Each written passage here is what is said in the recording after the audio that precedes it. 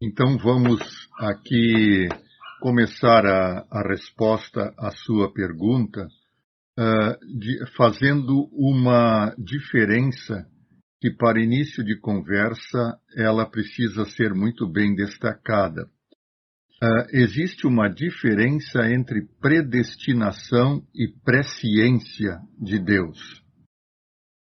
A presciência de Deus é o atributo divino que permite ao nosso Senhor conhecer todas as coisas antes mesmo delas acontecerem.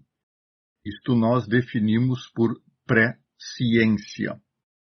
A presciência de Deus, ela se dirige tanto aos que são salvos, porque Deus de antemão conhece aqueles que são salvos, como também aos que são condenados, porque Deus de antemão conhece aqueles que são condenados.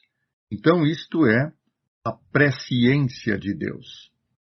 A doutrina da predestinação, ou a doutrina da eleição eterna, como ela também chamada, ela diferencia da presciência.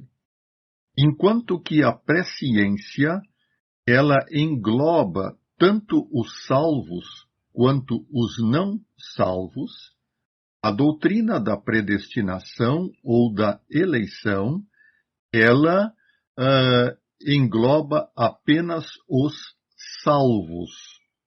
O que isto significa? Significa que há uma predestinação para a salvação, mas não existe uma predestinação para a condenação.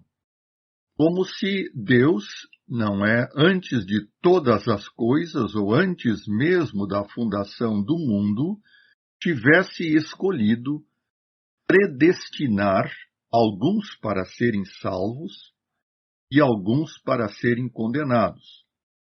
Se isto acontecesse, nós teríamos aquilo que nós chamamos de dupla predestinação, ou seja, uma predestinação para salvação e outra predestinação para a condenação.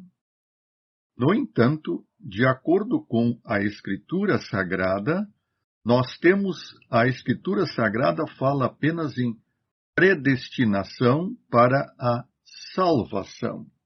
Ela não fala numa predestinação para condenação, como se Deus tivesse aí escolhido alguns da raça humana para salvar e outros da raça humana para condenar.